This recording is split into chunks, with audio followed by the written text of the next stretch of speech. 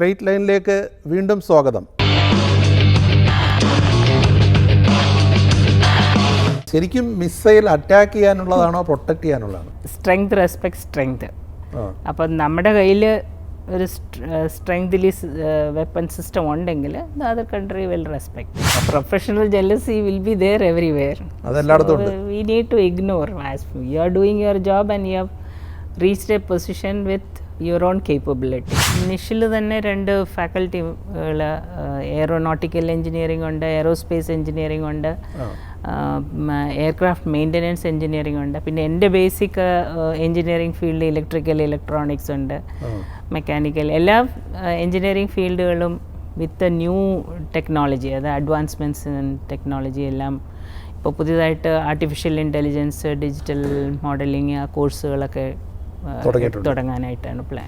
ആലപ്പുഴ തത്തമ്പള്ളി എന്ന് പറഞ്ഞൊരു സ്ഥലത്ത് നിന്നും ഈ DRDOയിലേക്കുള്ള വഴി എതിലായിരുന്നു? അത് സ്കൂൾ മുതലേ തന്നെ മാത്സ് സയൻസിനോടൊക്കെ നല്ല ഇൻട്രസ്റ്റ് ഉണ്ടായിരുന്നു. അതുകൊണ്ട് തന്നെ എൻജിനീയറിങ്ങിന് പോകണമെന്നാണ്. അത് 80-ൽ അഡ്മിഷന് പോകുമ്പോൾ തന്നെ എൻജിനീയറിങ്ങിന് പോകണോ വേണ്ടയോ എന്നുള്ളൊരു ചിന്തയില്ല ബാക്കിയുള്ളവർ. എന്നിരുന്നാലും വീട്ടിൽ നിന്ന് അമ്മച്ചി അച്ചാച്ചനും ഒക്കെ സമ്മതിച്ചതുകൊണ്ട് അങ്ങനെ എൻജിനീയറിങ്ങിന് പോകാൻ പറ്റും. ഇഷ്ടമുള്ള പാട്ടുകൾ ഈ മഞ്ഞിൽ വിരിഞ്ഞ പൂവേ, അതിലേക്ക് പാട്ടുകളൊക്കെ, മഞ്ഞണിക്കൊമ്പിൽ, മിഴിയോരം. ഞങ്ങൾ ഓഫീസ് വീട്ടിലോട്ട് കൊണ്ടുവരികയില്ല. ഓഫീസിലെ topic is office. Come back home, relax, do your വീട്ടിലെ കാര്യങ്ങൾ നോക്കുക, അത്രയാണ്. ഈ മിസൈൽ അയക്കുന്നതിനൊപ്പം മിസൈൽ ഇങ്ങോട്ട് വന്നാൽ പ്രതിരോധിക്കുന്നതിനുള്ള ഇപ്പോൾ ഇസ്രായേലിന് അയൺ ഡോം എന്നൊക്കെ പറഞ്ഞുണ്ട്. ആ രീതിയിൽ ഇന്ത്യക്കും ഉണ്ടോ? We are also capable of taking the counter measures. ഇപ്പോൾ ഉള്ളതിൽ ഏറ്റവും ദൂരം പോകുന്ന മിസൈൽ ഏതാണ്? ഇന്ത്യയുടെ അഗ്നിയാണ്. ഏറ്റവും ദൂരം പോകുന്നത് അഗ്നിയാണ്. രാജ്യങ്ങളുടെ പേര് ചോദിക്കുന്നില്ല, എങ്കിലും അതിർത്തിയിലുള്ള രാജ്യങ്ങളുടെ എല്ലാം അത് കവർ ചെയ്യാനുള്ള ദൂരം പോകാനുള്ള ശേഷിയുണ്ട്. India is capable. ഈ യുദ്ധം ഉണ്ടാകാതിരിക്കട്ടെ എന്നല്ലേ എപ്പോഴും പ്രാർത്ഥിക്കുന്നത്? അതെ, തീർച്ചയായും. പക്ഷെ നമ്മൾ ഉണ്ടാക്കുന്നതെല്ലാം യുദ്ധ ഉപകരണങ്ങളാണ്.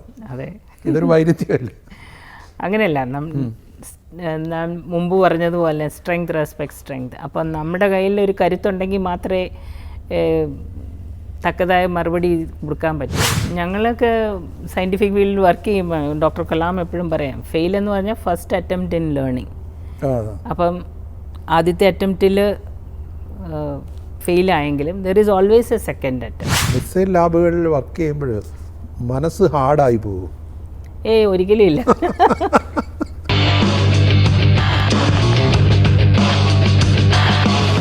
ഇന്ത്യയുടെ മിസൈൽ വനിത, അഗ്നിപുത്രി എന്നിങ്ങനെ രാജ്യത്തിന് അഭിമാനമായ മലയാളി ഡോക്ടർ ടെസ്സി തോമസ് ആണ് നമ്മുടെ ഇന്നത്തെ അതിഥി. നമസ്കാരം ഡോക്ടർ ടെസ്സി തോമസ്. ഇപ്പം DRDOയിൽ നിന്ന് വിരമിച്ച ശേഷം ഇപ്പോൾ Noorul Islam centre for higher education, അതായത് നൂറുൽ ഇസ്ലാം സർവകലാശാലയുടെ വൈസ് ചാൻസലർ പദവിയിലാണ്. എങ്ങനെയുണ്ട് ഈ മാറ്റം? വളരെ ഇൻട്രസ്റ്റിംഗ് ആണ്. കാരണം സയൻറ്റിഫിക് ബാക്ക്ഗ്രൗണ്ടിൽ നിന്ന് വന്നതുകൊണ്ട് ഇനി റിസർച്ച് ഇൻസ്റ്റിറ്റ്യൂഷൻ പോലാണ് നിഷ് യൂണിവേഴ്സിറ്റി.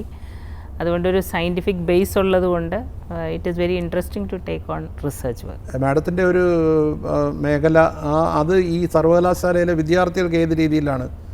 ഞങ്ങൾക്ക് തന്നെ നിഷിൽ തന്നെ 2 ഫാക്കൽറ്റികൾ, എയറോനോട്ടിക്കൽ എഞ്ചിനീയറിംഗ് ഉണ്ട്, എയറോസ്പേസ് എഞ്ചിനീയറിംഗ് ഉണ്ട്, എയർക്രാഫ്റ്റ് മെയിൻ്റനൻസ് എഞ്ചിനീയറിംഗ് ഉണ്ട്. പിന്നെ എൻ്റെ basic engineering field electrical electronics ഉണ്ട്, മെക്കാനിക്കൽ. എല്ലാ എഞ്ചിനീയറിംഗ് ഫീൽഡുകളും വിത്ത് ന്യൂ ടെക്നോളജി, അതായത് അഡ്വാൻസ്മെൻറ്റ്സ് ഇൻ ടെക്നോളജി എല്ലാം ഇപ്പോൾ പുതിയതായിട്ട് ആർട്ടിഫിഷ്യൽ ഇൻ്റലിജൻസ്, ഡിജിറ്റൽ മോഡലിംഗ് ആ കോഴ്സുകളൊക്കെ തുടങ്ങാനായിട്ടാണ് പ്ലാൻ.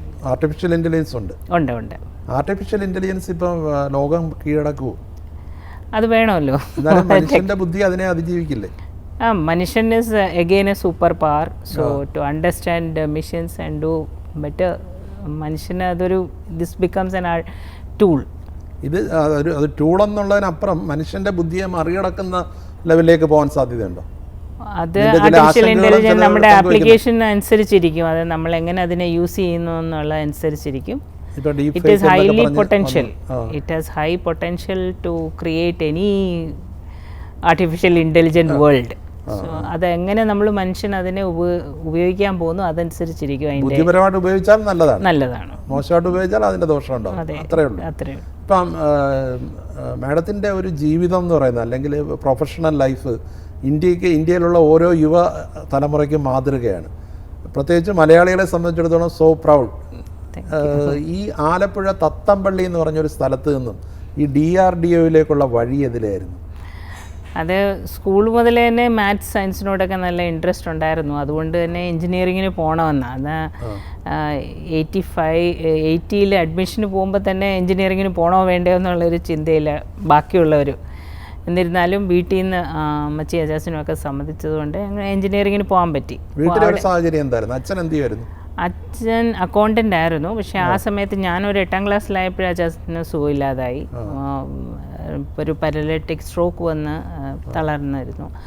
പക്ഷേ അങ്ങനൊരു ഫിനാൻഷ്യൽ ബാക്ക്ഗ്രൗണ്ടിനൊരു ബുദ്ധിമുട്ടുണ്ടായിരുന്ന സമയമായിരുന്നു. പക്ഷേ എഡ്യൂക്കേഷണൽ ലോണൊക്കെ അമ്മ ഹൗസ് വൈഫായിരുന്നു. പഠിച്ചിരുന്ന ആളാണെങ്കിലും ജോലിക്കൊന്നും പോയില്ല. ടീച്ചിങ്ങിന് പോകണമെന്ന് ആഗ്രഹമുണ്ടായിരുന്നു. സഹോദരങ്ങളുണ്ടായിരുന്നു? ഞങ്ങൾ 6 പേര് മക്കളായിട്ടുള്ളത് അമ്മച്ചിക്ക്. അതിൽ 5 പെണ്ണും ഒരാണും. ഞങ്ങൾ പക്ഷേ അമ്മച്ചി വാസ് സോ ഡിറ്റർമിൻഡ്. എല്ലാവരും ജോലിക്ക് പോകണം, പഠിച്ച് ജോലിക്ക് പോകണം. അതുകൊണ്ട് ഞങ്ങളെ എല്ലാവരും പഠിപ്പിച്ച് ജോലിക്കാരാക്കി. എഞ്ചിനീയറിംഗ് എവിടെ പഠിച്ചത്? Thrissur engineering, government engineering college Thrissur. Branch ഇലക്ട്രിക്കലാണ്. ഞങ്ങളുടെ കഴിഞ്ഞ ഉടനെ സെയിം സിലബസ് ഇലക്ട്രിക്കൽ ആൻഡ് ഇലക്ട്രോണിക്സിന് തുടങ്ങി. അതെ, അത് പഠിച്ചിറങ്ങിയിട്ടാണോ ഈ? അതെ, അതിൽ തന്നെ ഞങ്ങൾക്ക് സ്പെഷ്യലൈസേഷൻ ഇലക്ട്രോണിക്സ് പ്രൊവൈഡ് ചെയ്യുന്നുണ്ടായിരുന്നു. അതിൽ ഇലക്റ്റീവ് ഞാൻ റഡാർ സിസ്റ്റംസ് ആണ് എടുത്തത്. അതിനെന്തെങ്കിലും കാരണമുണ്ട്? സബ്ജക്റ്റിനോടുള്ള ഇൻട്രസ്റ്റ് കൊണ്ട് ഞങ്ങൾക്ക് പഠിപ്പിക്കാൻ പ്രൊഫസർ ഉണ്ടാകില്ല എന്ന്, റെഗുലർ പ്രൊഫസർ ഉണ്ടാകില്ല എന്ന് പറഞ്ഞിട്ടും അത് തന്നെ എടുത്തു. അത് പഠിച്ചതുകൊണ്ടായിരിക്കും ഒരു പക്ഷേ ഒരു insight into the defence applications. Radar എന്ന് പറഞ്ഞു കഴിഞ്ഞാൽ ട്രാക്കിംഗ് എനി എയർക്രാഫ്റ്റ് കമ്മിങ്, അങ്ങനെയുള്ളൊരു ലേണിംഗ് കൊണ്ടായിരിക്കണം ഇതിലേക്ക്. പിന്നെ അതിനൊരു റിട്ടേൺ ടെസ്റ്റ് ഒക്കെ ഉണ്ടായിരുന്നു. ഓൾ ഓവർ ദ കൺട്രി എന്നൊരു 10 സ്റ്റുഡൻസിനെ അവർ BTech ലെവലിൽ എടുക്കുമെന്നായിരുന്നു. M.Techന്. അത് DRDO സ്പോൺസേർഡ് M.Tech. അതിൽ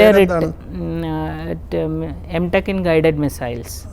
സോ അതിൻ്റെ ടെസ്റ്റിൽ 10 പേരിൽ ഒരാളായിട്ട് ക്വാളിഫൈ ചെയ്ത് കയറി ഇന്ത്യയിൽ ഓൾ അക്രോസ് ഇന്ത്യ. ശരിക്കും ഈ പറഞ്ഞ കണക്ക് റഡാർ ഇത് പഠിക്കാൻ പഠിച്ചുകൊണ്ട് കുറേ ഉത്തരങ്ങളൊക്കെ എനിക്ക് ആൻസർ ചെയ്യാം.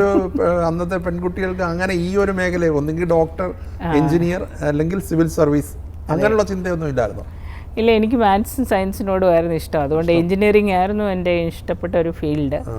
അതുകൊണ്ട് അങ്ങനെ എഞ്ചിനീയറിങ്ങിന് പോയതുകൊണ്ടും പിന്നെ ഇലക്റ്റീവൊക്കെ ഈ സബ്ജക്റ്റ് ആയതുകൊണ്ടും ഒക്കെ ആണ് എനിക്ക് ക്വാളിഫൈ ചെയ്യാൻ പറ്റിയത്. ഈ കോഴ്സിന് ചേർന്നതാണ് ശരിക്കും ടേണിംഗ് പോയിന്റ് അല്ലേ? M.Tech in guided missile. അത് DRDO സ്പോൺസേർഡുമാണ്. അതിനുശേഷം അവർ DRDO അബ്സർവ് ചെയ്ത് ജോലി മിസൈൽ ലബോറട്ടറിയിലോട്ടാണ് ഹൈദരാബാദിലെ പോസ്റ്റിംഗ് വരുന്നത്. ആദ്യത്തെ പോസ്റ്റിംഗ്.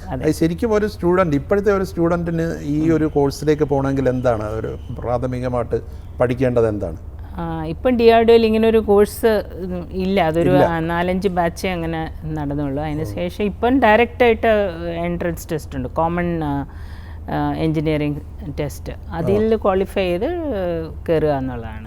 DRDOയുടെ എൻട്രൻസ് ടെസ്റ്റ് ഉണ്ട്. അതിന് പഠിക്കേണ്ടത് ഇലക്ട്രിക്കൽ, ഇലക്ട്രോണിക്സ്, ഏത് എൻജിനീയറിംഗ് ബ്രാഞ്ചും, electrical, electronics, civil, mechanical, computer science. ഇപ്പം ബ്രാഞ്ചസ് കൂടുതൽ സ്പെഷ്യലൈസ്ഡ് ബ്രാഞ്ചസ് ഉണ്ട്. അങ്ങനെയുള്ള ഏത് ഫീൽഡിൽ നിന്നാണേലും.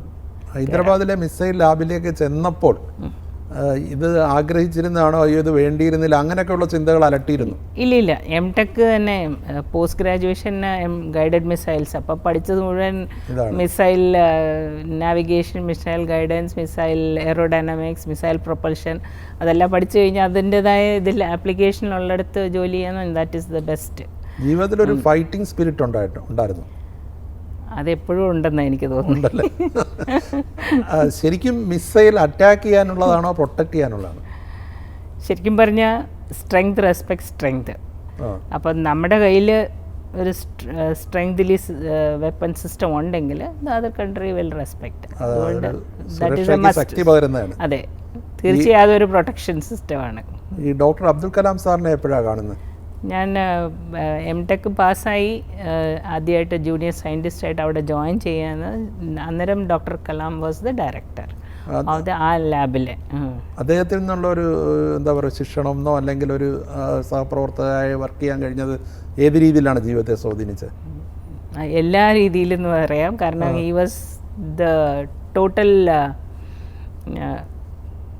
guiding all the scientists. Missile man. Yeah, missile man. And he is so simple and coming as a director, and is always involved with all the people who are working and motivates us, inspires us that this is the way we have to work. He had a very great vision. They are the real visionary leaders who used to tell us that this way back when I joined, there was 5 IGMDP program, missile programs, both tactical and strategic. So he had the plan of for the future of another 30-40 years. That is the. അന്ന് ഈ മറ്റ് സഹപ്രവർത്തകർക്കിടയിൽ സ്ത്രീകളുണ്ടായിരുന്നു? ഞങ്ങളൊരു engineers scientist ആയിട്ടുള്ളത് ഒരു 2-3% ഉണ്ടായിരുന്നുള്ളൂ. മറ്റുള്ള പുരുഷന്മാരുടെ പ്രതികരണം എങ്ങനെയാണ്? പിന്നീട് മാഡം വലിയ പദവികളിലേക്ക് പോവുകയും ചെയ്തല്ലോ. അല്ല, അവിടെ ആ ഒരു അറ്റ്മോസ്ഫിയർ, DRDOയുടെ അറ്റ്മോസ്ഫിയർ എന്ന് പറഞ്ഞാൽ അത് working for the defence and national important projects. So there is nobody bothers about whether a lady or a man. It is scientist working. So that spirit is there with everybody. സ്ത്രീ പുരുഷൻ എന്നുള്ളതില്ല, ശാസ്ത്രജ്ഞർ എന്നുള്ളൊരു ഇതേ ഉള്ളൂ. ഈ ഒരു area എന്ന് പറയുന്നത് വളരെ രാജ്യസുരക്ഷയെ ബാധിക്കുന്ന വളരെ രഹസ്യ സ്വഭാവമുള്ള ഒരു ഫീൽഡായിരുന്നല്ലോ. അത് ജീവിതത്തെ ഏതെങ്കിലും രീതിയിൽ ഇപ്പം ഒരു ഈ രീതിയിലേക്ക് വളരെ അതെങ്ങനെയാണ് ആ ഒരു ഡിസിപ്ലിൻ ജീവിതത്തിനും വേണ്ടി വന്നില്ലേ? വേണ്ടി വരും. ഞങ്ങൾ ഓഫീസ് വീട്ടിലോട്ട് കൊണ്ടുവരികയില്ല. ഓഫീസിലെ topic is office, come back home, relax, do your വീട്ടിലെ കാര്യങ്ങൾ നോക്കുക, അത്രയാണ്. That always a distance is kept between the office and the house. പിന്നെ within the family, husband in Navy, from naval officer. He was under Saroj Kumar. So he also knows what I am doing. അപ്പോൾ അത്തരം കാര്യങ്ങളൊന്നും ചർച്ച ചെയ്തില്ല. No, വീട്ടിൽ ഇതേക്കുറിച്ച് ഒരു missile വീട്ടിലില്ല. അല്ല, ഇപ്പം ഇന്ത്യയുടെ മിസൈൽ വനിത വുമൺ എന്ന് പറഞ്ഞ് വന്നപ്പോൾ ലോകം തന്നെ ശ്രദ്ധിച്ചു. അന്നേരം ഒരു വളരെ എന്താ പറയുക, ഒരു മോസ്റ്റ് ഒരു സുരക്ഷാ വലയത്തിലുള്ള ഒരാളായിരുന്നില്ലേ? അല്ലേ? പക്ഷെ മാഡം എപ്പോഴും വളരെ സിമ്പിളായിട്ടുള്ള ഒരു, അത് വീട്ടിൽ നിന്ന് ആർജിച്ചാണോ ഈ ഒരു സിംപ്ലിസിറ്റി എല്ലാം? സാധാരണ ചെറിയൊരു പദവികളിൽ എത്തിക്കഴിഞ്ഞാൽ തന്നെ വലിയ ഷോ ഓഫ് ഒക്കെ കാണിക്കുന്ന ലോകത്ത് അതിനകത്തൊന്നും വലിയ അർത്ഥമില്ല. What ever you are, the world knows, and basically I go by the responsibility on what is assigned to me. I do my job and get back. Then while I am at home, I am the mother of Tejas, and മകന്റെ പേര് തേജസ് എന്നാണ്. അത് ആ പേരിട്ടതിന്റെ കാരണം തന്നെ തേജസ് എന്നുള്ളത്. അത് ഞങ്ങളുടെ രണ്ടുപേരുടെ കൂടെ പേര് ജംബിൾ ചെയ്തിട്ട് അതിനുശേഷം ഫൈറ്റർ എയർക്രാഫ്റ്റിന് തേജസ് എന്ന പേരായി. അത്രേ ഉള്ളൂ. എയർക്രാഫ്റ്റ്, ഫൈറ്റർ എയർക്രാഫ്റ്റ് വരുന്നതിന് മുമ്പ് തന്നെ ഇട്ട പേരാണ്. അതെ, പേരിടുന്നതിന് മുമ്പ് തന്നെ. ശരിക്കും പിന്നെ ഈ M.Tech കഴിഞ്ഞ് ഈ ലാബിൽ ജോലിയെല്ലാം ആയതിനു ശേഷം ഒരു ടേണിംഗ് പോയിന്റ് എന്ന് പറയാം, ഒരു സുപ്പീരിയർ പോസ്റ്റിലേക്ക് വരുന്നത് എപ്പോഴാണ്? അഗ്നിയിലാണോ? അഗ്നിയിൽ ഞാൻ തുടക്കത്തിലെ മുതൽ അഗ്നി പ്രോജക്റ്റിന് വേണ്ടിയിട്ട് ഡെസിഗ്നേറ്റ് ചെയ്തത്. അതിൻ്റെ ടെക്നോളജി ഡെമോൺസ്ട്രേറ്റർ സിസ്റ്റം മുതൽ ഞാൻ അതിൽ ഇൻവോൾവ് ആയിരുന്നു. ആദ്യം അതിൻ്റെ ഗൈഡൻസ് സ്കീം, അഗ്നിയുടെ ലോങ് റേഞ്ച് ബലസ്റ്റിക് മിസൈലിൻ്റെ ഗൈഡൻസ് ഡിസൈനറായിട്ട് ജോലി ചെയ്തു. അതിനുശേഷം മിഷൻ ഡിസൈൻ, അതായത് കോൺഫിഗറേഷൻ, പ്രോജക്ട് ഡയറക്ടറൊക്കെ ആയില്ലേ? അതിനുശേഷമാണ് പ്രോജക്ട് ഡയറക്ടറായിട്ട് കയറുന്നത്. ഒരു സീരീസ് ഓഫ് അഗ്നി 5 വരെ വർക്ക് ചെയ്തു. ഇതിലിടയ്ക്ക് ഒരെണ്ണം പരാജയമാവുകയും ചെയ്തു അല്ലേ? അത് ആദ്യത്തെ ഒരു ലോഞ്ചിൽ, തേർഡ് അഗ്നി 3യുടെ ഫസ്റ്റ് ലോഞ്ച്, അത് ടെക്നോളജി ഗ്യാപ്പ് വാസ് ദെയർ. ഞങ്ങളത് സ്വാഭാവികമായിട്ടും ഇത്തരം പരീക്ഷണങ്ങൾ വളരെ ഒരുപാട് ശാസ്ത്രജ്ഞരും എല്ലാം ചേർന്ന് ചെയ്യുന്ന സ്വാഭാവികമായിട്ട് പരാജയം ഉണ്ടാകും. പക്ഷേ ഈ പരാജയം വരുമ്പോൾ ഉള്ള ഒരു മാനസികാവസ്ഥ എന്താണ്? എന്ന് പറഞ്ഞാൽ ഇത്ര 4-5 വർഷം, അതൊക്കെ ഒരു പുതിയ സിസ്റ്റം ഡെവലപ്പ് ചെയ്തെടുത്ത് 4-5 വർഷം ഒന്നിച്ച് ആയിരക്കണക്കിന് സയൻറ്റിസ്റ്റുകൾ ഒന്നിച്ച് ചെയ്ത ഇതിന് പിന്നെ അത് എന്തുകൊണ്ടത് ഫെയിലായി ഞങ്ങൾ അനലൈസ് ചെയ്ത് റീസൺ കണ്ടുപിടിക്കുക. അത് തന്നെയാണ്. അന്നൊരു കമ്പ്യൂട്ടിംഗ് പവർ ഇല്ലായിരുന്നു, മീൻസ് കമ്പ്യൂട്ടർ സിസ്റ്റംസ് അതിന് കേപ്പബിലിറ്റി ഇല്ല. അതുകൊണ്ടൊക്കെ ഒരു ടെക്നോളജി ഗ്യാപ്പ് വന്നതുകൊണ്ടാണ് നമുക്കത് അറിയാൻ പറ്റാതെ. പിന്നീട് വന്നതിൽ അതെല്ലാം അതിജീവിച്ച് അതിനുള്ള സൊല്യൂഷൻസ് കിട്ടി. അത് കഴിഞ്ഞാൽ പിന്നെ there is no looking back. അത് ശരിക്കും പറഞ്ഞാൽ ഈ അഗ്നി 5-ലേക്കൊക്കെ എത്തുമ്പോൾ ഇന്ത്യ ഈ മിസൈൽ രംഗത്ത് ലോകരാഷ്ട്രങ്ങൾക്കിടയിൽ തന്നെ വലിയൊരു പൊസിഷനിലേക്ക് വന്നില്ലേ? അതെ അതെ. പ്രത്യേകിച്ച് ഭൂഖണ്ഡാന്തര മിസൈലുകൾ ഇങ്ങനെ ഇതിൽ കാര്യത്തിൽ we have A very world class system. അഗ്നി 4 മുതൽ എല്ലാം വേൾഡ് ക്ലാസ് സിസ്റ്റംസ് ആക്കാം. ഈ മിസൈൽ അയക്കുന്നതിനൊപ്പം മിസൈൽ ഇങ്ങോട്ട് വന്നാൽ പ്രതിരോധിക്കുന്നതിനുള്ള ഇപ്പോൾ ഇസ്രായേലിന് അയൺ ഡോം എന്നൊക്കെ പറഞ്ഞുണ്ട്. ആ രീതിയിൽ ഇന്ത്യക്കും ഉണ്ടോ? ഉണ്ട്. We have our own counter measure systems. Electronic warfare countering any incoming, we can always shoot down like Akash type of missiles, Astra class from airborne. All are possible, and we are also capable of taking the countermeasures. ഇപ്പോൾ ഉള്ളതിൽ ഏറ്റവും ദൂരം പോകുന്ന missile ഏതാണ്? ഇന്ത്യയുടെ അഗ്നിയാണ് ഏറ്റവും ദൂരം പോകുന്നത്. അഗ്നിയാണ്. രാജ്യങ്ങളുടെ പേര് ചോദിക്കുന്നില്ല, എങ്കിലും അതിർത്തിയിലുള്ള രാജ്യങ്ങളുടെ എല്ലാം അത് കവർ ചെയ്യാനുള്ള ദൂരം പോകാനുള്ള ശേഷിയുണ്ട്. ഇന്ത്യ ഈസ് കേപ്പബിൾ ആണ്. ശരിക്കും ഇപ്പോൾ കഴിഞ്ഞ ഒരു 10 വർഷമായിട്ട് ഇന്ത്യയുടെ ഒരു ഇത്തരം മേഖലകളിലെല്ലാം ഒരു ഭയങ്കര ഒരു പവർഫുൾ ആയി തോന്നിയിട്ടുണ്ട്, ഒരു വികസിത് ഭാരത് അങ്ങനെയൊക്കെയുള്ള രീതിയിൽ. തീർച്ചയായിട്ടും we can see last 10-15 years India is marching towards make in India concept. അതായത് ഇൻഡിജിനിയസ്ലി നമുക്ക് വേണ്ടതായെല്ലാം നമ്മുടെ നാട്ടിൽ തന്നെ ഉണ്ടാക്കുക. And everybody is aiming for that, and lot of imports have been stopped. വിദേശ രാജ്യങ്ങൾക്ക് അല്ല ഇറക്കുമതി നിർത്തി, ഇൻഡിജിനിയസ് ആയി ഇൻഡിജിനിയസ് ആഭ്യന്തര ഉൽപാദനം. Correct. And attempts for import is on. ഈ യുദ്ധം ഉണ്ടാകാതിരിക്കട്ടെ എന്നല്ലേ എപ്പോഴും പ്രാർത്ഥിക്കുന്നത്? അതെ, തീർച്ചയായും. പക്ഷെ നമ്മൾ ഉണ്ടാക്കുന്നതെല്ലാം യുദ്ധ ഉപകരണങ്ങളാണ്. അതെ, ഇതൊരു വൈരുദ്ധ്യമല്ലേ? അങ്ങനെയല്ല. ഞാൻ മുമ്പ് പറഞ്ഞതുപോലെ സ്ട്രെങ്ത് റെസ്പെക്ട് സ്ട്രെങ്ത്. അപ്പം നമ്മുടെ കയ്യിൽ ഒരു കരുത്തുണ്ടെങ്കിൽ മാത്രമേ തക്കതായ മറുപടി കൊടുക്കാൻ പറ്റുള്ളൂ. അതിപ്പോൾ വേൾഡ് ഓൾസോ ലുക്സ് അറ്റ്. അപ്പോൾ ആരെങ്കിലും ഒരാളുടെ കയ്യിൽ വടി ഉണ്ടെങ്കിൽ അയാളെ അടിക്കാൻ ആരും പോകുകയില്ല എന്ന് പറയുന്ന പോലെയാണ്. We have to have A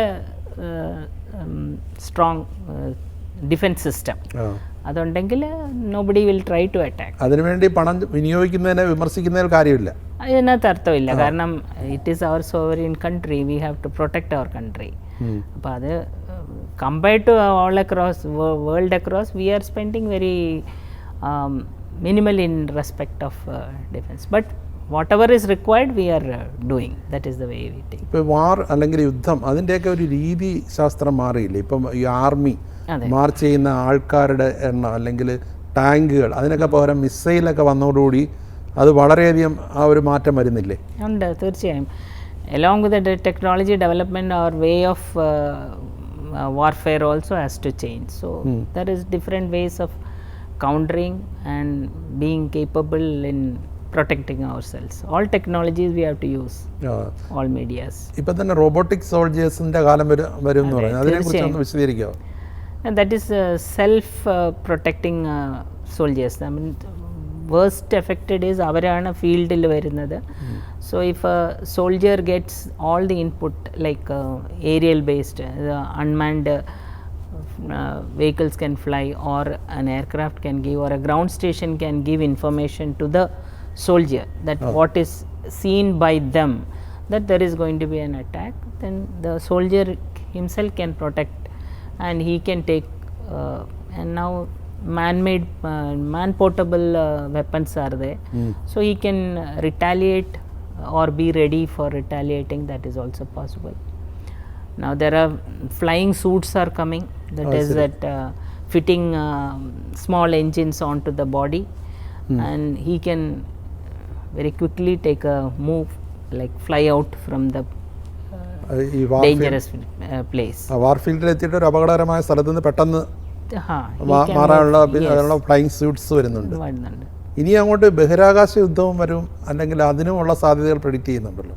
കാരണം ബഹിരാകാശത്ത് തന്നെ ഇപ്പം എല്ലാവരും വലിയ വലിയ രീതിയിലുള്ള സ്റ്റേഷൻസ് ഉണ്ടാകാൻ പോകുന്നു. ഇന്ത്യ തന്നെ ഉണ്ടാക്കാൻ പോകുന്നു.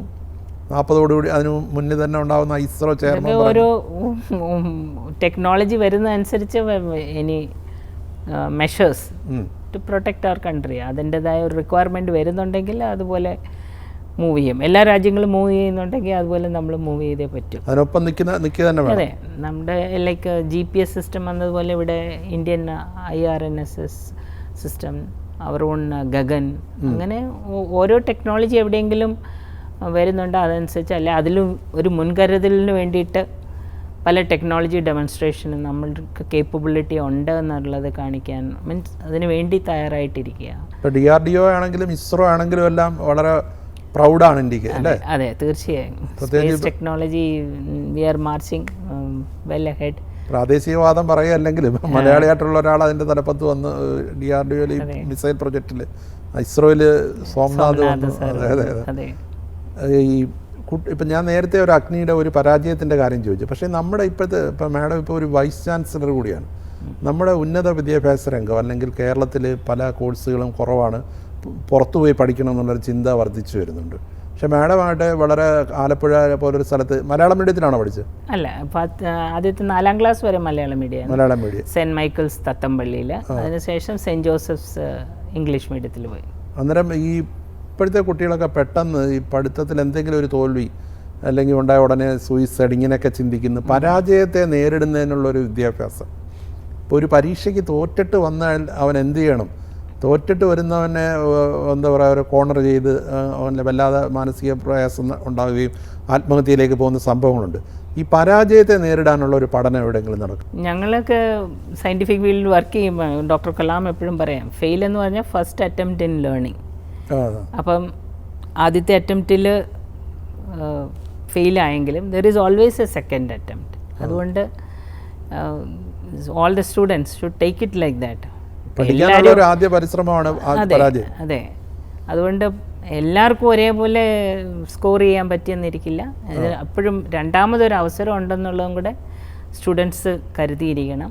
ഇപ്പം ദേ ആർ ഓൾ സ്ട്രെസ്ഡ്. ഇപ്പോൾ കൂടുതലും നമ്മുടെ എഡ്യൂക്കേഷൻ സിസ്റ്റം വെച്ച് ടെസ്റ്റ് എഴുതുക, അതിൽ ഫെയിലായാലും പ്രോബ്ലം. അതുകൊണ്ട് കീപ് കൂൾ ആൻഡ് ഇപ്പോൾ ഒരു ഫസ്റ്റ് സ്റ്റെപ്പിൽ കിട്ടിയില്ല എന്നുണ്ടെങ്കിൽ there is always second attempt. Yes, അങ്ങനെയുള്ളൊരു ചിന്ത പക്ഷേ കുട്ടികളിൽ വളർത്തണം അല്ലേ? വളർത്തണം. അതുകൊണ്ട് അത് നമ്മൾ തന്നെ വീട്ടിൽ നിന്ന് തന്നെ പറഞ്ഞു കൊടുക്കണം. ഇത് ആവുന്നത് നമ്മളിൽ best, try the best. If it is not happening then there is always options. വീട്ടിൽ 6 മക്കളാണെന്നല്ലേ പറഞ്ഞത്? 5 പേരും പെൺകുട്ടികളായിരുന്നു. അതെ, 5 പേരും. വീട്ടിൽ എങ്ങനെയായിരുന്നു? വീട്ടിലെ ഒരു അന്തരീക്ഷം അവരെല്ലാം വളരെ സ്വാതന്ത്ര്യത്തോടാണ് വളർത്തിയത്? അതെ, ഞങ്ങൾ എല്ലാവരും പഠിക്കാനും, എല്ലാവരെയും ഒരുപോലെ പഠിക്കാനും, അന്നൊക്കെ കളിക്കാനും പറമ്പിലൊക്കെ ഓടി നടന്ന് കളിക്കാനുമുള്ള സൗകര്യം ഉണ്ടായിരുന്നു. ഇപ്പോഴത്തെ അറ്റ്മോസ്ഫിയർ അല്ല അന്നത്തേത്. കോളേജിൽ പഠിക്കുമ്പോൾ യൂണിയൻ ആക്ടിവിറ്റീസിലൊക്കെ ഇടപെട്ടിട്ടുണ്ടോ? പ്രീ ഡിഗ്രി ലെവലിൽ ഞാൻ കേരള യൂണിവേഴ്സിറ്റിയുടെ കൗൺസിലറായിരുന്നു, സ്റ്റുഡൻറ് കൗൺസിലറായിട്ട്. പോളിറ്റിക്സ് ഒക്കെ ഉണ്ടായിരുന്നു? പൊളിറ്റിക്സ് അന്നേരം ഇല്ല. സെന്റ് ജോസഫ്സിൽ ഒട്ടുമേ ഇല്ലായിരുന്നു, വിമൻസ് കോളേജ് ആയിരുന്നു. അന്നേരം ഇത്തരം എല്ലാ ആക്ടിവിറ്റീസിലും ഇൻവോൾവ് ചെയ്യാന്നുള്ള പണ്ട് മുതലേ, സ്കൂൾ മുതലേ സ്പീച്ച് കോമ്പറ്റീഷൻ, അങ്ങനെ ഐ പാർട്ടിസിപ്പേറ്റ്, ഈവൻ പാടാനും പോകുമായിരുന്നു. സ്പോർട്സ്, അതുകൊണ്ട് കായികം. ഏത് ഇവന്റ് ഏതായിരുന്നു? ഓടാനും പിടിക്കുകയായിരുന്നു. ഓട്ടത്തിൽ മുന്നിൽ എല്ലായിടത്തും മുന്നിൽ. ബാഡ്മിന്റൺ. അത് ശരി. പാട്ടൊന്നും പിന്നെ തുറന്നുകൊണ്ടുപോയില്ല? ഇല്ല. സോംനാഥ് സാർ എൻ്റെ ഇന്റർവ്യൂവിൽ ഒരു പാട്ടൊക്കെ പാടിയ സോംനാഥ് അത് പാടാനും നല്ല മിടുക്കനാ. മാഡം പിന്നെ പാടിയിട്ടില്ല? ഇല്ല. ഇപ്പോൾ ഈ നൂറുൽ ഇസ്ലാം യൂണിവേഴ്സിറ്റിയുടെ ഒരു പ്രത്യേകതകളെ കുറിച്ചൊന്ന് പറയാം. ഇപ്പോൾ വൈസ് ചാൻസലർ എന്നുള്ള ചുമതലയേറ്റ് ഇതുപോലൊരു വലിയ പദവിയിൽ നിന്ന് ഈ ഒരു സർവകലാശാലയുടെ തലപ്പത്തേക്ക് വന്നു. എന്താണ് ആ സർവകലാശാലയുടെ പ്രത്യേകത? ഞാൻ പ്രത്യേകിച്ച് Noorul Islam centre for higher education, NICHE university select ചെയ്യാൻ കാര്യം തന്നെ അത് സിറ്റുവേറ്റഡ് ഇൻ റൂറൽ ഏരിയയിലാണ്, തക്കലയിലാണ്, കന്യാകുമാരി. അവിടെ the atmosphere is, chancellor itself is 92-year-old, he still comes to the office. അത്രയ്ക്ക് പാഷൻ ആണ് for towards education. And they are there for the 70 years, brought in the institute, and an opportunity was given. പുതിയ advance technologies based education, അതായത് aeronautical, aerospace, then want to bring in a digital twin laboratory like simulation setup for aerospace, അങ്ങനെയുള്ള ഒരു concept. and they had already done, they were the first to launch the nano satellite. Now also they have a plan within few years to take up another satellite program. So they want to give the best of his advanced technological education to the students. So ആ concept അവിടെ വന്നത് കേട്ടതും അവിടെ നിന്ന് I could realise that and that is where I അവിടെ join ചെയ്യാമെന്ന് വിചാരിച്ചു. ഈ പഠിക്കാനായിട്ട് വരുന്നത് അതൊരു ഗ്രാമപ്രദേശമാണല്ലോ. അതെ, mostly rural students plus few from Kerala and all across the country they are.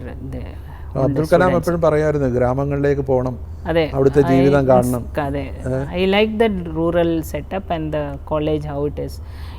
ഒത്തിരി ഫെസിലിറ്റീസ് ഒക്കെ ഉണ്ട്. Means they have made the infrastructure even for marine engineering. There is a ship built 1:1 ship is there with all the interiors and the engines, everything, aircrafts, few of the ATR type aircrafts. Technology means it's very advanced in teaching technology and the good faculty and the students numbers has to come in. I think that എത്രത്തോളം കുട്ടികൾ അവിടെ പഠിക്കുന്നുണ്ട്? I think every year around 600 to 1000, that is the strength of students coming. കുട്ടികൾ, പാവപ്പെട്ട കുട്ടികൾക്ക് ആനുകൂല്യങ്ങൾ ധാരാളം അങ്ങനെയാണ്.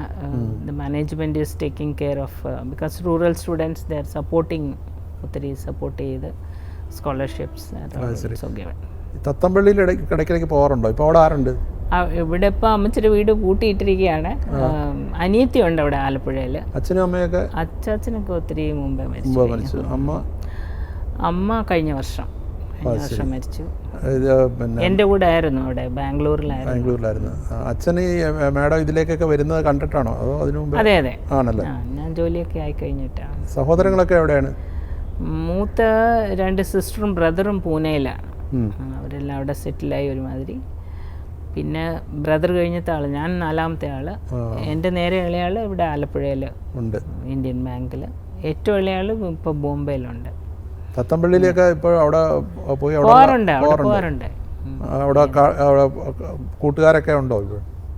എൻ്റെ ഒപ്പം പഠിച്ചവരൊക്കെ അവിടെ, തിരിച്ചവിടെ വന്നവരൊക്കെ ഉണ്ട് അവിടെ. ഈ മിസൈൽ ടെക്നോളജിയിൽ പിന്നീട് ഇന്ത്യ ബ്രഹ്മോസ് എന്ന് പറഞ്ഞ ഒരു അതിൻ്റെ ഇപ്പോൾ അങ്ങനെ ഉണ്ട് അതിൻ്റെ ഒരു BrahMos is into production. whatever is the requirement, they are into production. അത് വെളിയിലേക്കൊക്കെ ആൾക്കാർ we are exporting. ഇപ്പം ലോകരാജ്യങ്ങൾക്കിടയിൽ ഇന്ത്യയുടെ ഈ ടെക്നോളജി അല്ലെങ്കിൽ ഇന്ത്യ ഡെവലപ്പ് ചെയ്യുന്ന അത് വാങ്ങാൻ ഇഷ്ടംപോലെ ആൾക്കാരുണ്ട് അല്ലേ? അതെ, നമ്മുടെ proven technology, successful technology, precise and accurate systems, അതൊക്കെ കണ്ട് അതിൻ്റെ പെർഫോമൻസ് കണ്ടു കഴിഞ്ഞാൽ ദാറ്റ് പീപ്പിൾ വിൽ കം. ഇപ്പോൾ ചന്ദ്രയാൻ അടക്കമുള്ള ഇപ്പോൾ ഇസ്രോയുടെ കാര്യം എടുത്താൽ തന്നെ വൻ വിജയമാണല്ലോ. ഇപ്പോൾ അത് എനിക്ക് തോന്നുന്നു ആ മേഖലയിലേക്കുള്ള പഠന സാധ്യതകളും വർദ്ധിപ്പിച്ചിട്ടുണ്ടെന്നോ അല്ലേ? We have lot of aerospace engineering courses are coming up. ISROക്ക് തന്നെ അവർ IIST institute is there to take the. ശരിക്കും സയൻസും മാത്തമാറ്റിക്സും പഠിക്കുന്നതാണോ ശരിക്കും ജോലി സാധ്യത കൂട്ടുന്നത്? എഞ്ചിനീയറിംഗ് ഫീൽഡിൽ സയൻസ് ആൻഡ് മാത്തമാറ്റിക്സ്, ബയോളജി ആണെങ്കിലും അതൊരു സയൻസാണ്. So everyway science is there inherent in any subjects. പക്ഷേ എഞ്ചിനീയറിംഗ് കോളേജുകൾ ഇപ്പോൾ കേരളത്തിലെടുത്തു കഴിഞ്ഞാൽ ഒരുപാട് എഞ്ചിനീയറിംഗ് കോളേജുകൾ കൂട്ടുന്ന സ്ഥിതിയുണ്ട്. ഒരുപാട് എഞ്ചിനീയേഴ്സ് ഇപ്പം നമ്മുടെ ഓഫീസിൽ തന്നെ ജേർണലിസ്റ്റായിട്ട് വർക്ക് ചെയ്യുന്ന എഞ്ചിനീയേഴ്സും ഉണ്ട്. ജോലി സാധ്യത എങ്ങനെയാണ് ഇതിൻ്റെ? അത് ആ ബ്രാഞ്ചിനെ ആശ്രയിച്ചിരിക്കുമോ അത് എങ്ങനെയാണത്? ബ്രാഞ്ചിനെ ആശ്രയിച്ചിരിക്കും the total environment of the state. അല്ലാതെ job opportunities that is one. പിന്നെ people have to their own.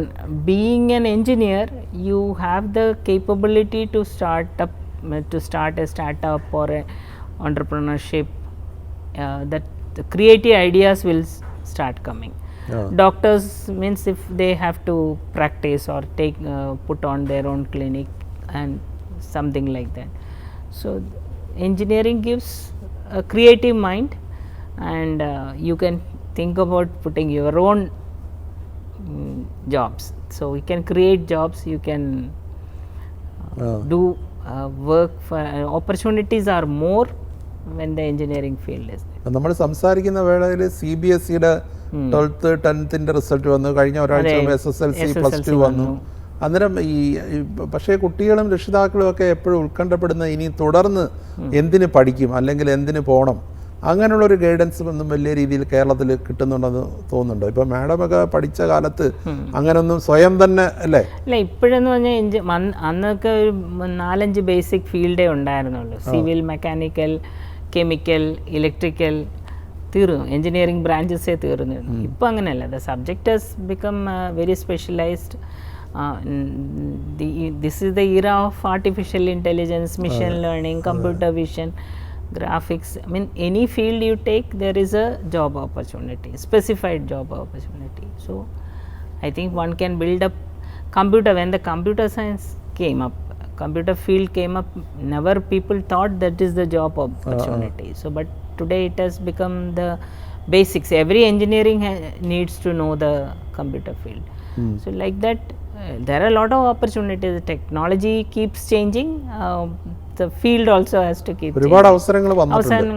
പക്ഷേ എന്നിട്ട് ഇപ്പം ഒന്ന് ആലപ്പുഴയിൽ നിന്ന് മാറി നിന്ന് ചിന്തിച്ചാൽ, അല്ലെങ്കിൽ കേരളത്തിന് പുറത്ത് ഇപ്പോൾ എല്ലായിടത്തും പോവുകയെല്ലാം ചെയ്ത്, കേരളം എന്തുകൊണ്ടാണ് ഉന്നത വിദ്യാഭ്യാസത്തിൽ ഇപ്പോൾ ഒരു വലിയ ഇതിലേക്ക് ഒരു ചെറിയൊരു സ്റ്റാൻഡ് സ്റ്റിൽ പോലുണ്ടെന്ന് ആക്ഷേപം ഒക്കെ ഉയരുന്നുണ്ട്? അതിനെക്കുറിച്ച് ഇൻഫ്രാസ്ട്രക്ചർ ഡെവലപ്പ് ആയിട്ടില്ല വിതിൻ ദ സ്റ്റേറ്റ്. അതായത് ഫോർ എനി ഇൻസ്റ്റിറ്റ്യൂഷൻ, ഫാക്ടറികൾ, കമ്പനികൾ, that are not come, and that is the main thing. ഒരു മാനുഫാക്ചറിങ് ഒരു കമ്പനി ഉണ്ടെങ്കിൽ lot of opportunity. Job oriented education എന്ന് പറയും, ഇപ്പോൾ തൊഴിലധിഷ്ഠിത വിദ്യാഭ്യാസം, അത് പക്ഷേ കേരളത്തിൽ വളരെ ഫലപ്രദമായിട്ടില്ല. ഇനി അതെ, ജോലി അല്ലെ തൊഴിൽ ഇതുമായിട്ട് ഇപ്പോൾ industrial skill development programmes, government has initiated skill development programmes within കേരളയിലുണ്ട്.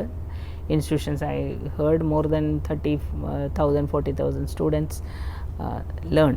So that is also an opportunity, but within Kerala the job opportunities are not that great because we don't have any manufacturing hub or industry base is not there. That is one of the drawback what we find. ഈ പഠിക്കുന്ന കാലം കുറേ വ്യക്തിപരമായ കാര്യങ്ങൾ, പഠിക്കുന്ന കാലത്ത് ഈ പാട്ട് പാടാൻ പോവും, അല്ലെങ്കിൽ ഓട്ടത്തിന് പോവും, അല്ലെങ്കിൽ എല്ലാ യൂണിവേഴ്സിറ്റി കൗൺസിലറായി, അന്നേരമൊക്കെ വീട്ടിലെ ഈ സാമ്പത്തിക ഞെരുക്കം അത് ഫീൽ ചെയ്തിട്ടുണ്ടോ? ഞങ്ങൾക്ക് പഠിക്കാൻ ഇത്രയും പൈസ വേണ്ടി വന്നില്ല. അന്ന് ഈ ഒരു നമ്മൾ ആഗ്രഹിക്കുന്ന രീതിയിൽ ഇപ്പോൾ ഒരു means engineering also merit scholarship was there. So fees and all. പിന്നെ hostel fees was also 100 rupees and 150 rupees that time. പക്ഷെ അങ്ങനെ നോക്കുകയാണെങ്കിൽ ഇപ്പോൾ എഡ്യൂക്കേഷൻ ഭയങ്കര കോസ്റ്റ്ലിയാണ്. Now it is very costly. Even school onwards we have to spend in lakhs. അല്ല, government സെക്ടറിൽ പോലും ഫീസും ഒക്കെ വളരെ ഇതാണ്. പക്ഷേ എന്നാലും കേരളത്തിൽ ഇപ്പോഴത്തെ ഗവൺമെൻറ് കുറേ സ്മാർട്ട് ക്ലാസ് റൂം എന്നൊക്കെ പറഞ്ഞ് ആരംഭിച്ചിട്ടുണ്ട്. പക്ഷേ അതൊന്നും കൂടുതൽ എണ്ണം വന്നിട്ടില്ല. ശരിക്കും ആ ഒരു ഇപ്പം തന്നെ ഈ ഡിഗ്രി കോഴ്സ് ഈ വരുന്ന അക്കാഡമിക് ഇയർ തൊട്ട് 4 വർഷത്തിലേക്ക് മാറുകയാണ് കേരള സർവകലാശാല. അതെ, പക്ഷേ അതിനനുസരിച്ച് ഇപ്പം മേജർ മൈനർ എന്നൊക്കെ പറയുന്നത് ഇതിലൊന്നും ഒരു ബോധവൽക്കരണമോ അല്ലെങ്കിൽ കുട്ടികളുടെയും പേരൻസിൻ്റെയൊക്കെ ഉത്കണ്ഠ മാറ്റുന്ന രീതിയിലൊരു ബോധവൽക്കരണം ഒന്നും നടക്കുന്നില്ല. അതൊക്കെ അല്ലേ ശരിക്കും നടത്തേണ്ടത്, അല്ലേ? There is nothing to get worried about NEP 2020 also. That's again a change what is brought in. അത് സ്കൂൾ മുതൽ അത് ഇംപ്ലിമെൻറ്റ് ചെയ്ത് വരുവാണെങ്കിൽ it will definitely help the students. അതായത് application oriented teaching. So that setup has to change and we should come up with that structure. Then the children also will learn from beginning and then come to NEP 2020 for higher education. So it's a follow up. And everybody has to, colleges and institutions has to take it up so that other attempted results will come. Noorul ഇസ്ലാം സർവകലാശാല ആ രീതിയിലുള്ള പ്രവർത്തനങ്ങൾ already taken up NEP 2020. We are going ahead with the NEP 2020 policy. ഈ campus placement ഈയിടെയായിട്ട് കുറയുന്നുണ്ടെന്ന് പറയുന്നു. But this year we are having a very good placement also. ആണല്ലേ? ഇപ്പം madam പാടുമെന്ന് പറഞ്ഞായിരുന്നു. അന്ന് ഏറ്റവും ഇഷ്ടമുള്ള പാട്ടുകളൊക്കെ ഇപ്പോഴും ഓർക്കുന്നുണ്ടോ? മലയാളത്തിലെ പാട്ടുകളെല്ലാം തന്നെ. ആരുടെ പാട്ടായിരുന്നു? ചിത്ര പാടിയ ഒത്തിരി പാട്ടുകളൊക്കെ. അതൊക്കെ അവിടെ കോളേജിലൊക്കെ പാടിയിട്ടുണ്ട്? ഇല്ല, ഞാൻ അങ്ങനെ പാട്ടുകാരിയായിട്ടൊന്നും പോയിട്ടില്ല. എന്നാലും ഒരു സ്കൂൾ ലെവലിലൊക്കെ ഉള്ള കോമ്പറ്റീഷൻ. അത് ഏത് പാട്ടാണ് പാടിയെന്ന് ഓർക്കുന്നുണ്ട്? പാട്ട് ഏതാ പാടിയത് ഇപ്പോൾ ചോദിച്ചു കഴിഞ്ഞാൽ കുറേ പാട്ടുകളൊക്കെ പാടിയിട്ടുണ്ട്. ഇംഗ്ലീഷ് പാട്ട്. അത് മീൻസ് കോമ്പറ്റീഷന് പോകാൻ വേണ്ടിയിട്ട് പാട്ട് പഠിച്ചു പോകും. പിന്നീട് ഒക്കേഷൻസിലൊന്നും പാടിയിട്ടില്ലേ? ഗെറ്റ് ടുഗദേഴ്സിൽ? ഇല്ല. ഓഫീസിൽ? ഇപ്പോഴും പാടാൻ ആഗ്രഹിക്കുന്ന ഒരു പാട്ട് ഏതാണ്? ഒന്ന് മൂളാൻ. അത് വേണ്ട, സോമനാഥ് സാർ പറഞ്ഞതുപോലെ പുള്ളിക്കാരൻ നല്ല പാട്ടുകാരനാണ്. എന്നാലും ഒരു നമ്മുടെ ഒരു ടൈം ഇപ്പോൾ വളരെ സീരിയസ് ആയിട്ടുള്ള ഒരു ജോലിയാണ് ചെയ്തത്. അന്നേരം ഒന്ന് റിലാക്സ് ചെയ്യാൻ, അല്ലെങ്കിൽ അതിനെന്തായിരുന്നു ഒരു ഹോബി? പാട്ട് ഇഷ്ടമുള്ള പാട്ടുകൾ, മഞ്ഞിൽ വിരിഞ്ഞ പൂവേ, അതിലേക്ക് പാട്ടുകളൊക്കെ, മഞ്ഞണിക്കൊമ്പിൽ, മിഴിയോരം, അങ്ങനെയുള്ള പാട്ടുകളൊക്കെ വളരെ ഇഷ്ടമായിരുന്നു. സിനിമയ്ക്കൊക്കെ പോകുമായിരുന്നു? സിനിമ കാണാനൊന്നും പോകാൻ സമയം കിട്ടിയിട്ടില്ല. ഇപ്പോൾ ഒരു ജോലിയുടെ ഈ ഒരു കാലയളവിൽ ഇപ്പോൾ ഏതൊക്കെ പദവികളിൽ വന്നു എന്നൊന്ന് പറയാമോ? ഞാൻ ആദ്യം സയൻറ്റിസ്റ്റ് ബി ആയിട്ട് ജോയിൻ ചെയ്തു, പിന്നെ scientist C, scientist D, E, F, scientist G, അതിനുശേഷം സയൻറ്റിസ്റ്റ് എച്ച്, ഔട്ട്സ്റ്റാൻഡിങ് സയൻറ്റിസ്റ്റ്, പിന്നെ ഡിസ്റ്റിങ്വിഷ്ഡ് സയൻറ്റിസ്റ്റ്. അതാണ് ഞങ്ങളുടെ സയൻറ്റിസ്റ്റുകളുടെ പ്രൊമോഷൻ. അതുവരെ ഉള്ളൂ. അത് കഴിഞ്ഞ് കഴിഞ്ഞാൽ പിന്നെ പദവിയിൽ പൊസിഷൻസ് പ്രോജക്റ്റ് ഡയറക്ടർ, ടെക്നോളജി ഡയറക്ടറായിട്ട്, അങ്ങനെ തന്നെ മിഷൻ ഡിസൈൻ്റെ എല്ലാം ടെക്നോളജി ഡയറക്ടർ, ഗൈഡൻസിൻ്റെ ഒക്കെ. പിന്നെ അത് കഴിഞ്ഞിട്ട് പ്രോജക്റ്റ് ഡയറക്ടർ, പിന്നെ director of the lab, all അഗ്നി മിസൈൽസ്. പിന്നെ അങ്ങനെയാണ് മിസൈൽ വുമൺ ഓഫ് ഇന്ത്യ. അതെ, വർഷങ്ങളോളം മിസൈലിന് വേണ്ടിയിട്ട് means I have done a lot of work for mission, navigation, guidance, control, overall system design. that level configuration design like involved ആയിരുന്നു. അങ്ങനെയാണ് ആ ലെവലിൽ എത്തിയത്. പിന്നെ director of the lab, missile complex director. അത് കഴിഞ്ഞിട്ട് as a promotion I became director general of aeronautical systems, cluster laboratories of DRDOയുടെ ബാംഗ്ലൂരിൽ. Fighter aircraft, LCA, unmanned aerial vehicles, aero engines, lighter than air systems, parachute and things. Then അവാക്സ്, airborne early warning aircraft system. അതിൻ്റെ എല്ലാം ഡിസൈനിൻ്റെ final responsibility. അല്ല, ഇങ്ങനെയുള്ളൊരു final റെസ്പോൺസിബിലിറ്റിയിലൊരു woman ഇരിക്കുമ്പോൾ, അല്ലെങ്കിൽ ഒരു സ്ത്രീ ഇരിക്കുമ്പോൾ, ഇത് ഞങ്ങൾ ഇരിക്കേണ്ടതാണെന്ന് ഇപ്പം നേരത്തെ പറഞ്ഞ സയൻറ്റിസ്റ്റുകൾ അങ്ങനെ സ്ത്രീയെന്നും പുരുഷനും നോക്കുന്നില്ല. എന്നാലും ഈ ജലസി അങ്ങനെയൊക്കെ ഉള്ളതൊക്കെ, അങ്ങനെ ജീവിതത്തിൽ എന്തെങ്കിലും സങ്കടം തോന്നിയ സന്ദർഭങ്ങളുണ്ടോ? Professional jealousy will be there everywhere. അതെല്ലായിടത്തും ഉണ്ട്. We need to ignore.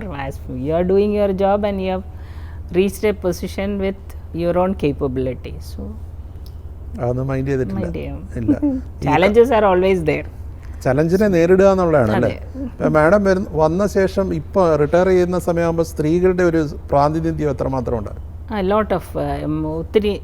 ഞാൻ പ്രോജക്റ്റ് ഡയറക്ടർ ആയതിനു ശേഷം മറ്റും women scientist also have become project directors, technology directors, director of the lab, director general ഞങ്ങളുടെ ഒപ്പം തന്നെ വേറെ ഫീൽഡിൽ നിന്നുള്ളവർ. അങ്ങനെ സ്ത്രീകളുടെ ഒരു സജീവ സാന്നിധ്യം വരുന്നുണ്ട്. ഇസ്രോയ്ക്കും ഉണ്ട് അതുപോലെ തന്നെ scientific field. Because knowledge is what is required and your dedication to the work, leadership. These are അറിവ്, നേതൃവൈഭവം, ആത്മാർത്ഥത. അതല്ല ഇത് വരുമ്പോൾ ആണെന്നോ പെണ്ണെന്നോ വ്യത്യാസമില്ല. എനിക്ക് തോന്നുന്നു അതിൽ പലയിടത്തും എക്സൽ ചെയ്യുന്ന പെണ്ണുങ്ങളാണെന്നോ സ്ത്രീകളാണ് അല്ലേ? അങ്ങനെ പറയാൻ പറ്റില്ല. എല്ലാവരും അവരവരുടേതായ കർമ്മങ്ങൾ ചെയ്യുന്നു. അതിൽ നിന്ന് എന്താണ് പുതിയ യുവ തലമുറയോട് പറയാനുള്ളത് from your experience? What I feel is you should, when you are getting the opportunity to learn it, and if you get the opportunity to work in a field, work with full dedication. Ade enki parayanullu. Then it is, if a person like who has come from a common background and with the textbook knowledge, we all learn from textbook knowledge. If we can come up to a stage of leading the nation in major missile programs and projects, definitely this generation with lot of opportunities to learn, knowledge is around. Avarku adindedaya, they can come up in life 10 to 100 times better than us. അന്നിപ്പോൾ madam പറഞ്ഞല്ലോ text ബുക്കിൽ നിന്നാണ് ഇതെല്ലാം പഠിച്ചത്. മറിച്ച് ഇന്നാണെങ്കിൽ ഒരുപാട് അവസരങ്ങളുണ്ട്. ഇപ്പം തന്നെ സാങ്കേതിക വിദ്യ വളരെയധികം മാറി. പക്ഷേ അന്നുള്ള ഈ പച്ച മലയാളത്തിൽ പറഞ്ഞ അന്നത്തെ തലമുറയ്ക്കുള്ള കരളുറപ്പ്, നല്ല ഒരു കരുത്ത്, അത് ഇന്ന് ചോർന്നു പോകുന്നുണ്ടോ ഇന്നത്തെ തലമുറയിൽ? ഇല്ല. Like smart systems around them, students are also smart. തീർച്ചയായും അത് they have to have the focused mind and dedicated steps they should take to win whatever they want to be. Missile ലാബുകളിൽ വർക്ക് ചെയ്യുമ്പോൾ മനസ്സ് ഹാർഡായി പോകും? ഒരിക്കലും ഇല്ല. ഇല്ല. With this very soft mind only we make the hard systems. Systems hard. അത് കഴിഞ്ഞ് ഈ ജോലി തന്നെ വളരെ ഒരുപാട് മണിക്കൂറുകൾ ദിവസം വിശ്രമമില്ലാതുള്ള ജോലിയാണ്. അന്നേരം ഒന്ന് റിലാക്സ് ചെയ്യുന്ന മ്യൂസിക് ആയിരുന്നു. Definitely getting back. വീട്ടിലെത്തിയതിന് ശേഷം ടി വി ഓൺ ചെയ്ത് either music or any serial, അങ്ങനെ പ്രത്യേകതയൊന്നുമില്ല, കണ്ടിന്യൂറ്റി വേണമെന്നൊന്നുമില്ല, but some relaxing of the mind. ജീവിതത്തിൽ തിരിഞ്ഞു നോക്കുമ്പോൾ ആരോടെങ്കിലും കടപ്പാടുണ്ടോ? I am thankful to my parents. പിന്നെ doctor Kalam, he was there as a role model. പിന്നെ എൻ്റെ എല്ലാ ഗുരുക്കന്മാരും, DRDL-ഉണ്ടായിരുന്ന എല്ലാ ഡയറക്ടേഴ്സുമാരും, അവർ they all gave an opportunity to me. അത് ആൻഡ് ഗൈഡഡ്. കലാം അതിലൊരു വേറിട്ട വ്യക്തിത്വമാണ്. അതെ അതെ. എന്തെങ്കിലും പർട്ടിക്കുലർ ഇൻസിഡന്റ് എന്തെങ്കിലും ഓർക്കുന്നുണ്ടോ കലാമിന് ഇപ്പോൾ ഉള്ള? കലാമിൻ്റെ ഒത്തിരി ഇൻസിഡൻറ്റുകളുണ്ട്. ഞങ്ങൾ വളരെ ഫസ്റ്റ് ഇൻസിഡൻറ്റ്, ഞാൻ എൻ്റെ MTech പ്രോജക്റ്റുമായിട്ട് പോയി ജോയിൻ ചെയ്യാൻ ചെന്നപ്പോൾ തന്നെ ഐ ഡിഡ്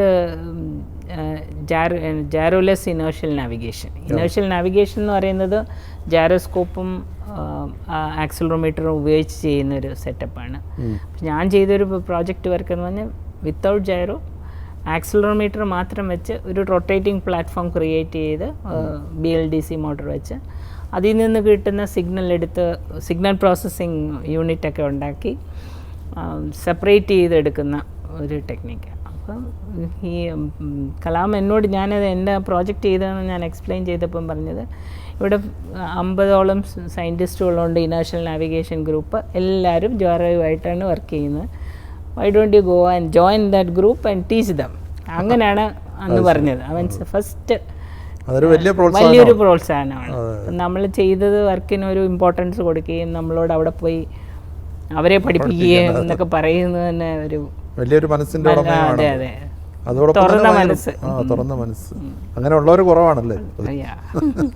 എന്തായാലും ഇപ്പോഴത്തെ പുതിയ ദൗത്യം ഒരു വലിയ, അതായത് കുട്ടികളെ പഠിപ്പിക്കുന്നതിൻ്റെ ഒരു തലപ്പത്ത് ആ ഒരു വലിയ ഇൻസ്റ്റിറ്റ്യൂഷൻ്റെ, അതും നല്ല ലക്ഷ്യമുള്ള ഒരു ഇൻസ്റ്റിറ്റ്യൂഷൻ്റെ തലപ്പത്ത് വന്നത് നല്ലൊരു ഇതായിട്ട് തോന്നുന്നുണ്ട്. തീർച്ചയായും. അപ്പോൾ എല്ലാ ആശംസകളും, അതും വൻ വിജയമാവട്ടെ. അഗ്നിപുത്രിയായി തുടരട്ടെ. Thank U.